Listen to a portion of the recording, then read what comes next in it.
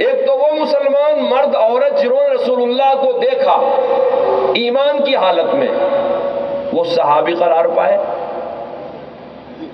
اور یہ وہ مسلمان جو صحابی نہیں ہیں اور قیامت تک آئیں گے، ان کا کیا وظیفہ ہوگا، ان کی کیا ذمہ داری ہوگی، ان کے ایمان کی کیا پہچان؟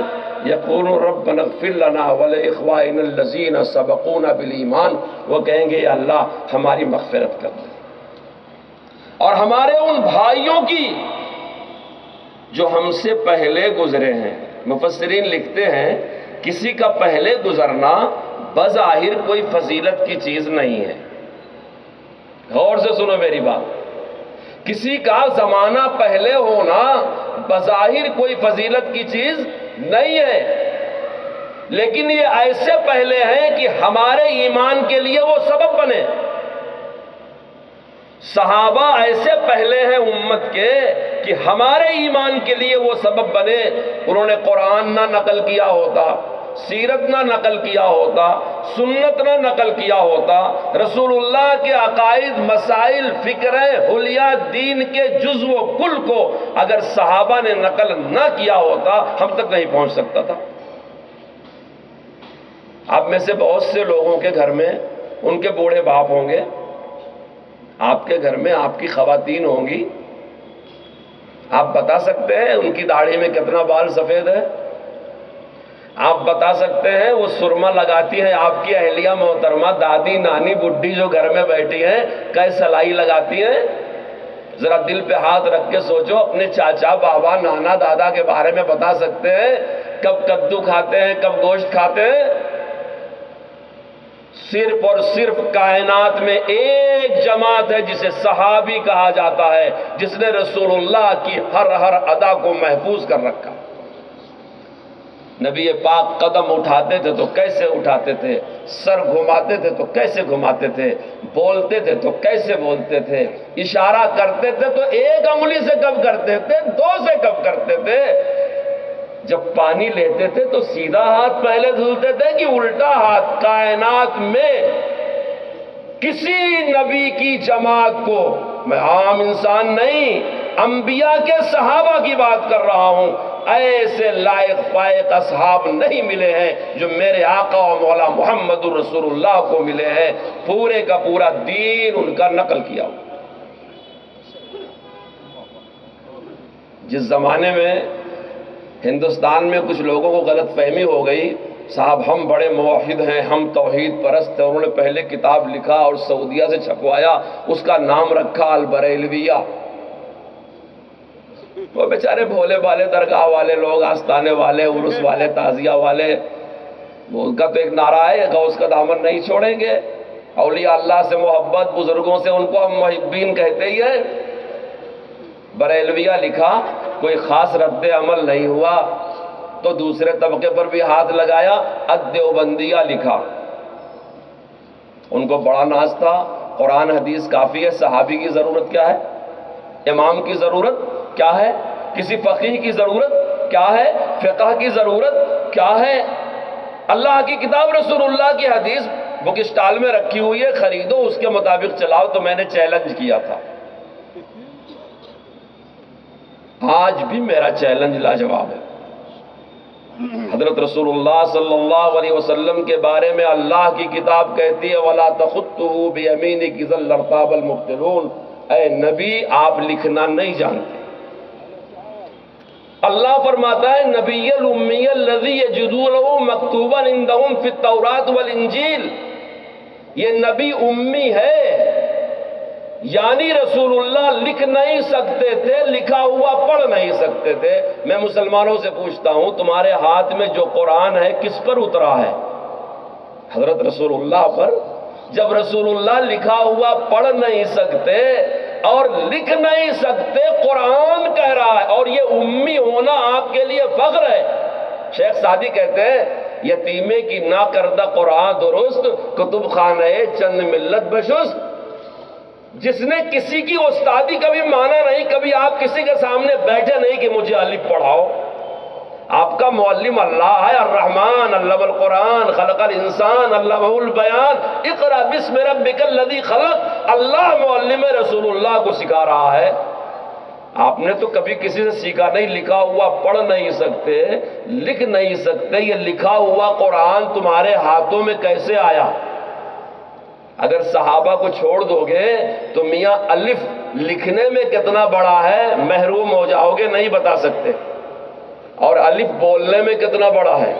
بہت سے لوگ نورانی قاعدہ پڑھاتے ہیں، قاری صاحب لوگ بیٹھے ہیں، وہ اپنے بچوں سے کہتے ہیں حرکات کو نہ تھوڑا بھی نہ کھینچیں، جلدی پڑھیں، یعنی حرکت کھینچی نہیں جاتی۔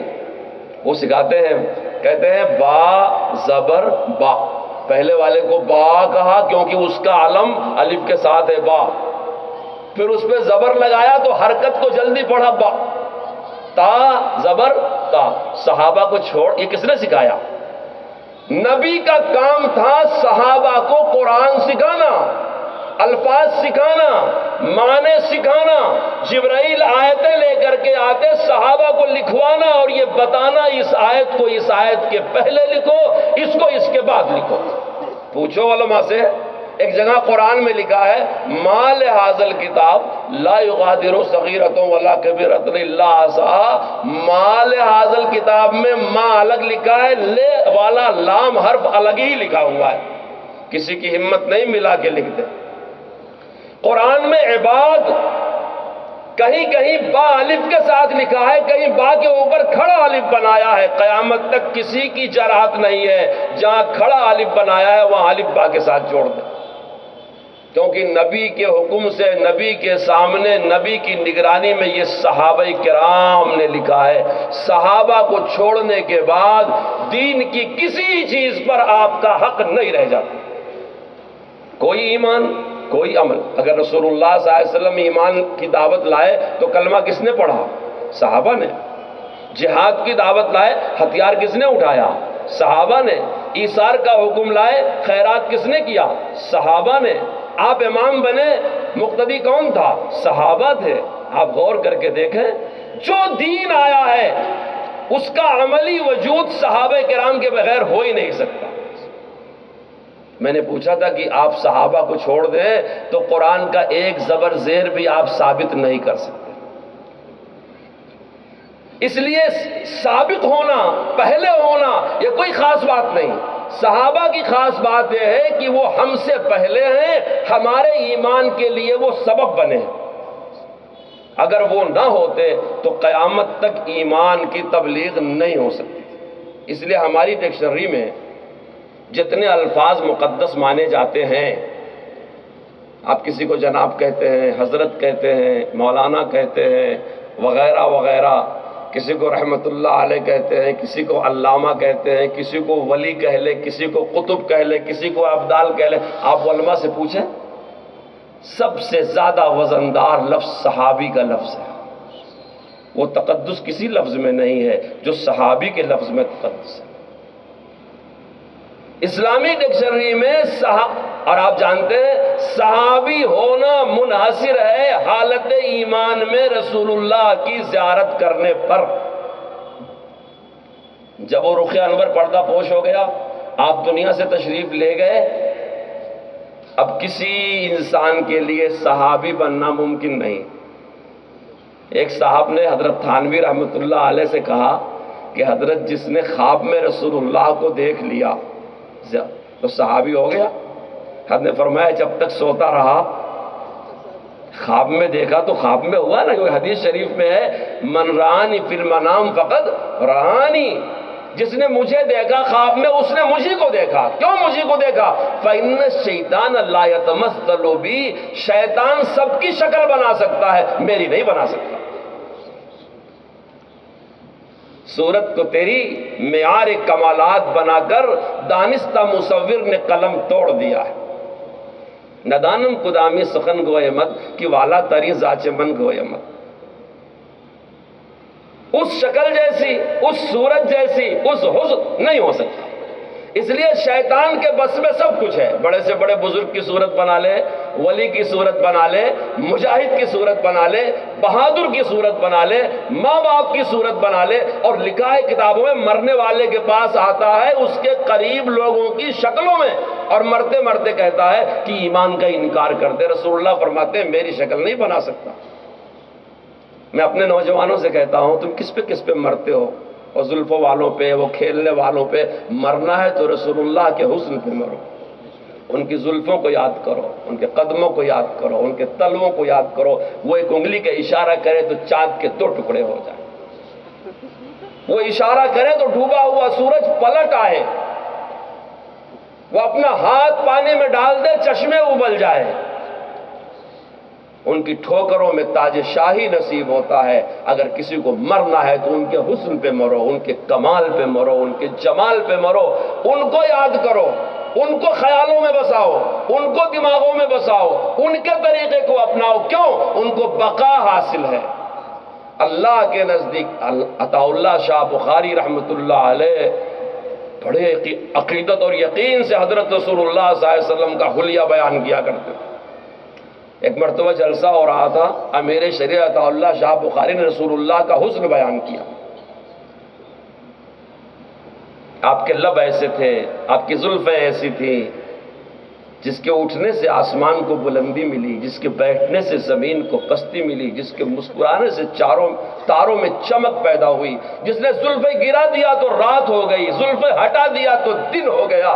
کوثروں میں، بیابانوں میں، پہاڑوں میں 1 بار نہیں 5 بار اللہ کے نام کے ساتھ جس کا نام پکارا جاتا ہے، چشم اقوام یہ نظارہ ابد تک دیکھے، رفعت شان رفعنا لک ذکرک دیکھے، کہتے کہتے کہنے لگے میرے دل نے فیصلہ کیا کہ اگر کائنات میں کوئی معبود ہوتا تو یہی ذات ہو سکتی۔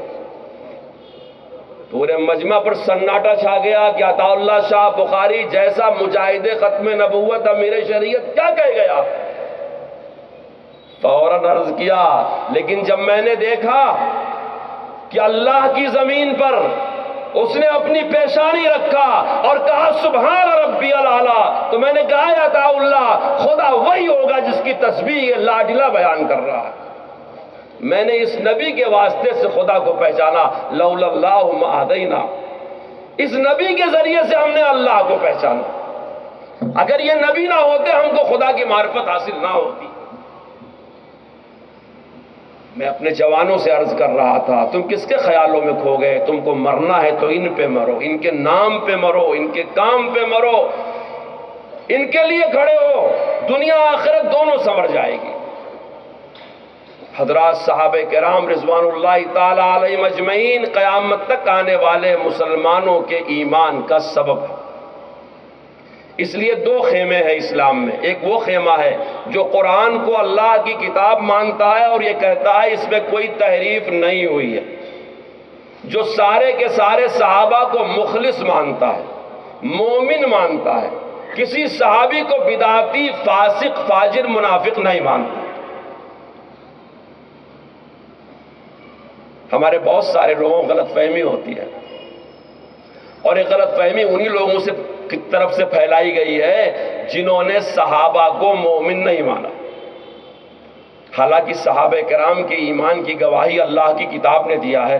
اللہ کی کتاب کا انکار کرنا کفر ہے، تو صدیق اکبر کی صحابیت قرآن سے ثابت ہے، کیا اس کا انکار کفر نہیں ہوگا؟ ابو بکر صدیق کا صحابی ہونا اللہ کی کتاب سے ثابت ہے۔ ان کی تعریف میں قرآن کی آیتیں اتری ہیں۔ سورہ توبہ کے 40 نمبر کی آیت کریمہ ہے وَثَانِيَ اثْنَيْنِ إِذْ هُمَا فِي الْغَارِ إِذْ يَقُولُ لِصَاحِبِهِ لَا تَحْزَنْ إِنَّ اللَّهَ مَعَنَا۔ ابو بکر صدیق کو کسی مورخ، مفسر، فقیہ، عالم، مفتی نے صحابی نہیں کہا۔ اللہ کہتا ہے کہ محمد رسول اللہ اپنے صحابی سے غار ثور میں کہہ رہے تھے۔ مصیبت یہ ہے کہ مسلمان دین دینیات کا مطالعہ نہیں کرتا، پڑھے لکھے لوگ بھی نہیں کرتے۔ ہمارے خطبہ کی تقریریں ایک روٹین ہو گئی ہے، کس مہینے میں کیا بیان کرنا ہے، کبھی صحابہ سے اپنے سامعین کو متعارف نہیں کراتے۔ اپنی عوام کو بتانا چاہیے کہ غار ثور میں اللہ نے رسول اللہ کی زبان سے کہلوایا کہ ابو بکر محمد الرسول اللہ کے صحابی ہیں۔ نبی پاک کی زندگی کا 2 سفر اسلام میں بڑی بنیادی حیثیت رکھتا ہے۔ ایک سفر معراج جو آسمانوں میں ہوا، اور ایک سفر ہجرت جو زمینوں میں ہو۔ آسمانوں کے سفر میں جبرائیل آپ کے ساتھ تھے، اور زمینوں کے سفر میں کون تھا؟ صدیق اکبر رضی اللہ تعالی عنہ آپ کے ساتھ تھے۔ جب معراج کا سفر ہوا، جبرائیل آپ کو جگانے کے لیے تشریف لے آئے، آپ کی سواری کے لیے براق پیش کیا۔ بخاری شریف کی روایت ہے جہاں براق کی نظر پڑتی تھی وہاں اس کا قدم پڑتا تھا۔ اور جب سارے ہزاؤں، فضاؤں، ملاؤں، آسمانوں سے گزرتے چلے گئے تو حضرت جبرائیل نے ایک مقام پر آپ کا ساتھ چھوڑ دیا۔ بدو گفت سالار بیت الحرام کی ہے حامل وحی برتر خرام، چو در دوستی مخلصم یافتی انانم ز صحبت چرا تافتی، اگر ایک سرے موئے برتر پرم فروغ تجلی بسوزت پرم۔ ترجمہ کرنے کی ضرورت نہیں ہے۔ اور سفر ہجرت میں رسول اللہ صلی اللہ، بخاری شریف کی روایت ہے رسول اللہ صلی اللہ علیہ وسلم کو وحی ہوئی کہ ہجرت کرنا ہے، آپ صدیق اکبر کے گھر تشریف لے آئے۔ سارے لوگوں نے ہجرت کیا حالات دیکھ کر کے، صدیق اکبر نے ہجرت کیا اللہ کے حکم کے تحت۔ جب اللہ کے رسول نے فرمایا کہ ہجرت کا حکم مجھے ہو گیا ہے، صدیق اکبر نے پوچھا صحبہ یا رسول اللہ، ساتھی کون ہے؟ فرمایا تم ساتھی ہو۔ معراج کے سفر میں آسمان سے براق آیا تھا، شب ہجرت میں جب غار ثور کی طرف چلے تو صدیق نے اپنے کندھوں پہ نبوت کو اٹھا لیا۔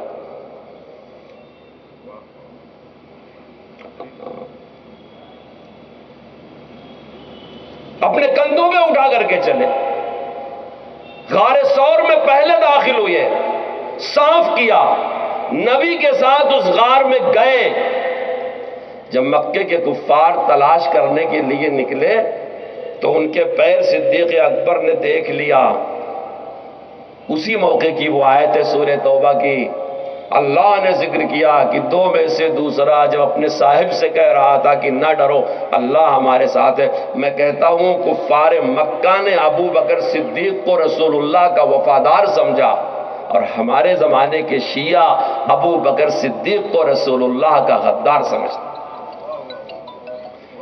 مشرکین مکہ کو صدیق اکبر مسلمان نظر آئے، عمر فاروق مسلمان نظر آئے، عثمان غنی مسلمان نظر آئے، بعد میں پیدا ہونے والے رافضیوں کو محمد رسول اللہ کے صحابہ، اہل بیت رضوان، اہل بدر، فاتحین مکہ، رسول اللہ کے ساتھی کافر نظر آ رہے ہیں۔ ان کے ایمان کی گواہی قرآن کی آیتیں دے رہا ہے۔ قرآن یہ کہہ رہا ہے کہ یہ مومن تھے، یہ مخلص تھے، یہ نیک تھے۔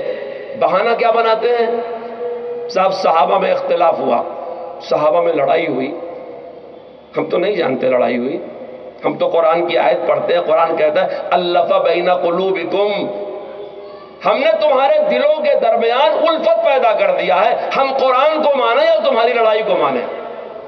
شیعہ کتاب کا سب سے پرماننٹ راوی یاد رکھو، علماء کرام بھی نام نوٹ کر لے، ابو مخنف لوط بن یحییٰ ہے، جس کی پیدائش 110 ہجری میں ہوئی ہے اور موت 170 ہجری میں ہوئی ہے۔ اسی نے صفین پر کتاب لکھی، جمل پر کتاب لکھی، کربلا پر کتاب لکھی، اور سارے خرافات اور حفوات کو اسلامی تاریخ میں بھر دیا۔ سارے محدثین کا اتفاق کہ ابو مخنف لوط بن یحییٰ کذاب ہے، جھوٹا ہے، شیعہ ہے، رافضی ہے۔ اس کو صحابہ سے بغض تھا۔ اگر تم سمجھو تو میں ایک چھوٹی سی بات تم کو سمجھاتا ہوں۔ ایک جگہ یہ لکھتا ہے کہ جب حضرت حسین کربلا میں شہید ہو رہے تھے، صحابہ کے بارے میں جو غلط باتیں تاریخ کے صفحات میں پھیلائی گئی ایسے راویوں کے واسطے سے، جب وہ شہید ہو رہے تھے تو ہمارا راوی آنکھوں دیکھا حال لکھ رہا۔ میں تم سے پوچھتا ہوں، تمہارے زمانے کا جو سب سے بدترین مسلمان تم سمجھتے ہو، جس کو تم سمجھتے ہو کہ اس کا اسلام میں کوئی حصہ نہیں ہے، اس سے ایک بار پوچھو کہ تمہارے سامنے نواسے رسول اگر شہید ہو تم کیا کرو گے؟ ڈائری نکال کر کے تاریخ مرتب کرو گے یا کود کر کے اپنی بھی جان دے دو گے؟ اگر دل میں ذرا بھی اس 14ویں صدی کا بدترین مسلمان اہل بیت رسول پر اگر آفت آتی ہے اپنی جان دے دے گا، افسانہ نہیں لکھے گا۔ ابو مخنف لکھتا ہے جو شیعوں کا بڑا رئیس الروات ہے کہ ہمارا راوی کربلا اور طف کا حال آنکھوں دیکھا۔ میں کہتا ہوں تو مسلمان ہی نہیں، اگر تو مسلمان ہوتا افسانہ نہ لکھ لاتا۔ حضرت حسین کے ساتھ تو بھی جنگ میں شریک۔ دل سے میں نے یہ کہا بتا کہ کیا حسین ہے؟ تڑپ تڑپ کے بول اٹھا صدا صدا حسین ہے۔ مقام اہل بیت دیکھ، سبھی کی سب مثال ہیں، حسین سا کوئی نہیں، حسین بس حسین ہے۔ عجب لڑی ہے جنگ بھی حسین نے یزید سے، ہے اس سے بڑھ کے جیت کیا؟ یزید تھا حسین ہے۔ خواجہ معین چشتی اجمیری رحمت اللہ علیہ فرماتے ہیں شاہ ہست حسین، بادشاہ ہست حسین، دین ہست حسین، دین پناہ ہست حسین، سرداد ناداد دست در دست یزید، حقہ کی بنائے لا الہ ہست حسین۔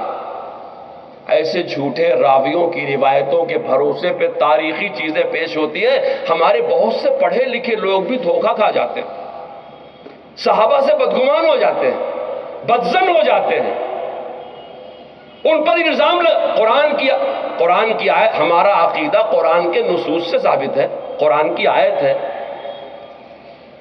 کبھی نہیں سوچتے صحابہ کرام کو برا کہنے والے کہ ہم صحابہ کو اگر برا کہے ہیں، ان سے بدظن ہو رہے ہیں تو ہمارے ہاتھ سے تو ایمان نکل جا رہا ہے۔ دیکھو میں قرآن کی آیت نہیں آپ کو سنا رہا ہوں، ایک تاریخی بات اور بتا کے اپنی بات ختم کرتا ہوں 2-3 منٹ میں۔ حضرت امام جعفر صادق رضی اللہ تعالی عنہ کو عمود الشرف کہا جاتا ہے، یعنی اہل بیت نبوت میں بڑے اشرف تھے۔ شیعہ تو کہتے ہیں کہ صدیق اکبر کافر، الیاذ باللہ، عمر فاروق کافر، عثمان غنی نے قرآن میں تحریف کیا، لیکن جعفر صادق جو ان کے امام ہیں وہ کہتے ہیں ابو بکر صدیق نے مجھے 2 مرتبہ جنا ہے۔ کیسے؟ ابو بکر صدیق کے سب سے بڑے بیٹے کا نام عبد الرحمن ہے، ان کی بیٹی کا نام اسما ہے، یاد رکھو۔ سب سے چھوٹے بیٹے کا نام محمد ہے، ان کے بیٹے کا نام قاسم ہے۔ یہ اسما اور قاسم کا نکاح ہوتا ہے، ایک ابو بکر صدیق کا پوتا ہے، ایک ابو بکر صدیق کی پوتی ہے۔ اسما پوتی ہے، قاسم پوتا ہے، دونوں کا نکاح ہوتا ہے اور دونوں سے پیدا ہوتی ہے ام فروہ۔ ان کا نکاح ہوتا ہے حضرت علی کے بیٹے حسین، حسین کے بیٹے زین العابدین، زین العابدین کے بیٹے محمد باقر کے ساتھ، محمد باقر ابن زین العابدین علی بن حسین ابن حسین ابن علی ابن ابی طالب کے ساتھ۔ تو ام فروہ اور محمد الباقر سے پیدا ہوتے ہیں جعفر الصادق۔ وہ صادق اس لیے ہیں کہ صدیق اکبر کی پوتی، صدیق اکبر کا پوتا ان کے نانا اور ان کے نانی ہوتے ہیں، اور اسی جعفر صادق کی نسل میں ان رافضیوں کے بقیہ 6 ائمہ پیدا ہوتے۔ شرم نہیں آتی؟ صدیق اکبر کے رشتوں سے بچ کر کے جاؤ گے کہاں؟ صحابہ کی تکفیر کرو گے، قرآن کو محرف بتاؤ گے، نیا نیا عقیدہ اور نظریہ گڑھو گے تو وہ کچھ بھی بنے گا، اسلام نہیں بن سکتا۔ یہی باتیں سمجھانے کے لیے یہاں کے علماء کرام نے ایسے جلسے کا اہتمام کیا ہے، کیونکہ عام روایتی جلسوں میں اس قسم کی عقائد اور مسائل کی بات نہیں کی جاتی۔ لوگ ایک طرح کی بات سننے کے عادی ہوتے ہیں، اور بعض لوگوں کو زیادہ اگر جوش آتا ہے کہ صاحب انتشار کی باتیں ہیں، افتراء۔ دیکھو ہم ایک جمہوری ملک میں رہتے ہیں، ہم کو وسیع اتحاد کی عادت ہے، ہم بت پوجنے والوں کے ساتھ اتحاد کرتے ہیں، ہم پگڑی پہننے والوں کے ساتھ اتحاد کرتے ہیں، ہم چوٹی رکھنے والوں کے ساتھ اتحاد کرتے ہیں، ہم لہسن پیاز نہ کھانے والوں کے ساتھ بھی اتحاد کرتے ہیں، خنزیر کھانے۔ مسئلہ اتحاد کا نہیں ہے، ملی اتحاد الگ طرح کا ہوتا ہے، ہم اس کے انکاری نہیں ہیں، لیکن دینی اتحاد کے لیے صحابہ کی بنیاد ہونا ضروری ہے۔ جب تک کوئی صحابہ سے متحد نہیں ہوگا اس کا اتحاد بڑے دیر تک نہیں چلے گا۔ کبھی اتحاد ملت کے جلسے میں لوگ یہ پیغام دیتے ہیں اپنے اپنے مسئلے چھوڑ کر کے متحد ہو جاؤ، میں کبھی ایسا نہیں کہتا۔ تمہارا جو مسئلہ ہے، تمہارا جو مسلک ہے، تمہارا جو نظریہ ہے، رہو صحابہ پر متفق ہو، ملی مسائل میں اس مسئلے پر متفق ہو جو مسئلہ اس وقت زیر بحث ہے، اپنے نظریہ اور عقائد کو چھوڑ کر کے متحد ہونے کی دعوت نہیں دی جاتی۔ جیسے نماز میں قبلہ خانہ کعبہ ہے، یاد رکھو، ویسے ایمان کا قبلہ صحابہ ہے۔ ایک مسلمان کا قبلہ صحابہ ہے، ہمارے معاشرے عقائد اعمال کا قبلہ صحابہ ہے۔ اگر کعبے کے بغیر نماز نہیں ہو سکتی تو صحابہ کے بغیر بھی ہم تم مسلمان نہیں رہ سکتے۔ اللہ ہم کو تم کو استقامت عطا فرمائے، امت مسلمہ کی ہر داخلی اور خارجی فتنے سے حفاظت فرمائے، آمین۔ وآخر الدعوانا الحمدللہ رب العالمین۔ میرے دوست مفتی سعید الرحمان صاحب نے 55 تک کا مجھے وقت